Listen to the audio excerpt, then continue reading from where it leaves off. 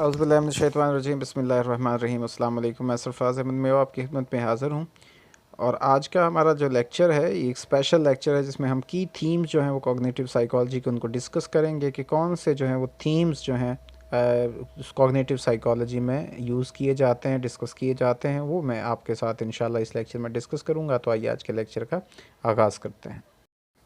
जी, पहला हमारा जो थीम इसमें आते हैं वो नेचर वर्सेस नर्चर के हवाले से हैं। उसमें हम थीसिस एंटीथीसिस की बात करें तो ये कौन सा जो है ह्यूमन कॉग्निशन में ज़्यादा इन्फ्लुएंशियल होता है, ह्यूमन कॉग्निशन के अंदर नेचर ज़्यादा इन्फ्लुएंशियल होगी ह्यूमन कॉग्निशन के अंदर या नर्चर होगी। तो इसके लिए अगर हम बिलीव करते हैं कि अगर हमारे जो इननेट कैरेक्टरिस्टिक्स हैं ह्यूमन कॉग्निशन के वो ज़्यादा इंपॉर्टेंट्स है, हम उनको देते हैं या वो हम कहते हैं कि वो ज़्यादा इंपॉर्टेंट हैं, तो हम क्या करेंगे, हमारा जो फोकस होगा हमारी रिसर्च का वो होगा कि हमने इननेट कैरेक्टरिस्टिक्स को जो कॉग्निशन के हैं उनको स्टडी करना है।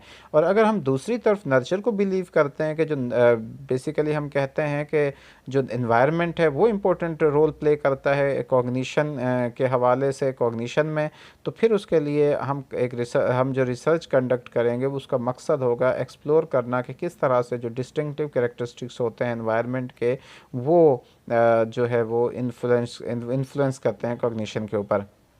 अगर हम सिंथेसिस की बात करें इसकी तो हम एक्सप्लोर कर सकते हैं कि किस तरह से जो कोवेरिएशंस होते हैं और इंटरेक्शंस होते हैं एनवायरनमेंट के अंदर वो एडवर्सली इफ़ेक्ट करते हैं किसी भी शख्स को जिसके जीन जो हैं उसकी वैरायटी ऑफ टास्क के अंदर सक्सेस में उसकी लीड करते हैं उनके हवाले से।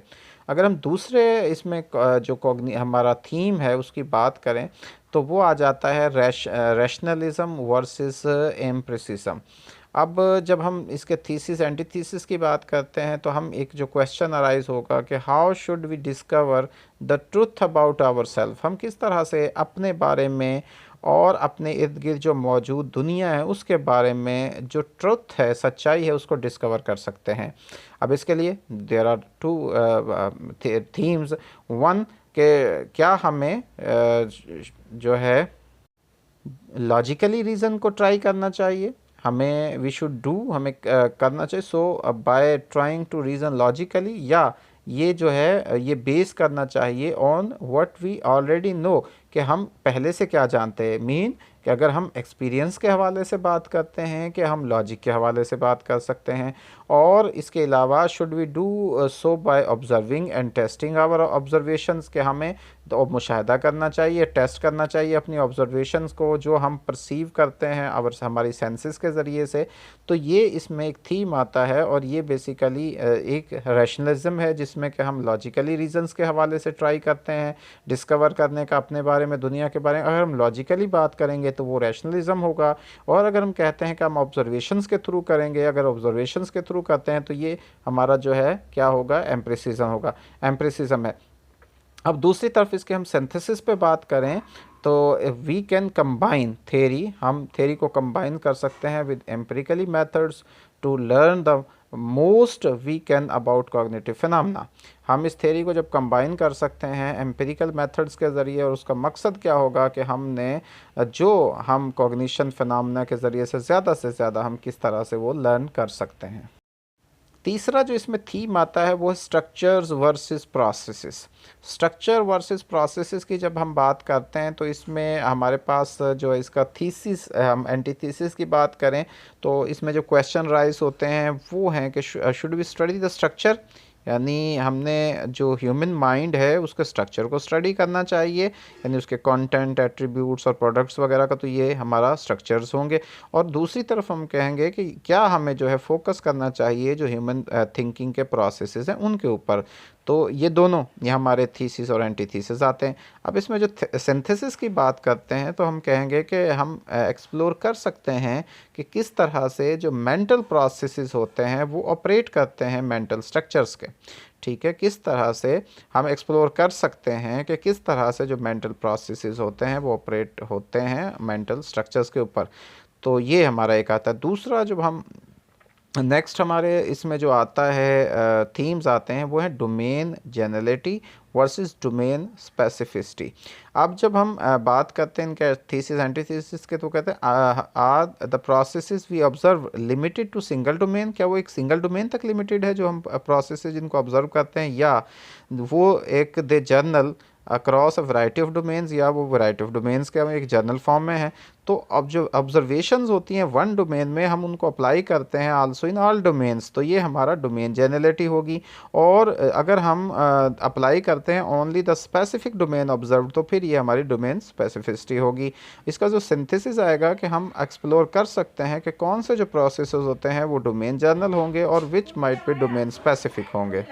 अगला जो थीम आता है इसमें वैलिडिटी ऑफ कैजुअल इन्फ्रेंसेस के हवाले से और इकोलॉजिकल वैलिडिटी के हवाले से आता है। तो इसमें अगर हम थीसिस एंटीथीसिस की बात करें तो आएगा should we study cognition by using high control experiments, क्या हम स्टडी कर सकते हैं कॉग्निशंस को हाईली कंट्रोल्ड एक्सपेरिमेंट्स को यूज़ करके, जो कि इंक्रीज़ करते हैं प्रोबेबिलिटी को of valid inferences regarding causality. तो ये हमारी वैलिडिटी ऑफ कैजुअल इन्फ्रेंसेस होगी। और दूसरा या हमें जो है यूज़ करना चाहिए मोर जो नेचुरलिस्टिक टेक्निक्स होती हैं जो कि इंक्रीज़ करती हैं इस चीज़ के लाइक्लीहुड को कि जो ऑब्टेनिंग इकोलॉजिकली वैलिड फाइंडिंग्स हैं, लेकिन जो possibly at the expense of experimental control, जो जिनके लिए हमें बहुत ज़्यादा एक्सपेरिमेंटल कंट्रोल के लिए जो ज़रूरत होगी, और ये तभी मुमकिन है जब हम एक्सपेंस करते हैं एक्सपेरिमेंटल कंट्रोल्स के ऊपर, तो तब ये मुमकिन है। तो ये होगा इकोलॉजिकल वैलिडिटी कि अगर हम इनको इकोलॉजिकली वैलिड जो फाइंडिंग्स होंगी उनको हम कैसे कर सकते हैं, तो उसके लिए हमें एक्सपेंस करना होगा एक्सपेरिमेंटल कंट्रोल के ऊपर। इसका जो सिंथेसिस आ जाता है वो आएगा कि हम कंबाइन कर सकते हैं एक वैरायटी ऑफ मेथड्स को, जिसमें कि एक लेबॉर्ट्री मेथड्स हो गया और मोर नेचुरलिस्टिक वंस को। इसके फिर क्या होगा कि as to coverage on findings that hold up regardless of the method of study, कि हमने इसका जो है ताकि हम उसकी कवरेज को जो फाइंडिंग्स के उनको होल्ड अप कर सकें। इसलिए इसमें जो नेक्स्ट हमारे पास थीम आता है वो अप्लाइड वर्सेस बेसिक रिसर्च के हवाले से आता है। अब अप्लाइड अगर हम की बात करें तो हम इसमें कहेंगे कि should we study research into fundamental cognitive processes, हमें फंडामेंटल कॉग्निटिव प्रोसेसेस पर रिसर्च करनी चाहिए, या हमें अगर ये होगा तो फिर अप्लाइड होगा। और हम कहते हैं कि should we study ways in which we help people use cognition effectively in practical situation. तो ये बेसिकली हमारी बेसिक रिसर्च होगी कि हमें स्टडी करना चाहिए वो वेज जिसके ज़रिए से हम हेल्प कर सकते हैं पीपल को कि use cognitive effectively in practical situations. ठीक है जी। और इसके हवाले से अब इसके अगर हम बात करें सिंथेसिस के हवाले से, तो हम कंबाइन कर सकते हैं टू काइंड्स ऑफ रिसर्च डायलेक्टिकली, ताकि जो बेसिक रिसर्च है वो लीड करे अप्लाइड रिसर्च को, और which lead to further basic research and so on. तो इस तरह से हम इसको कर सकते हैं।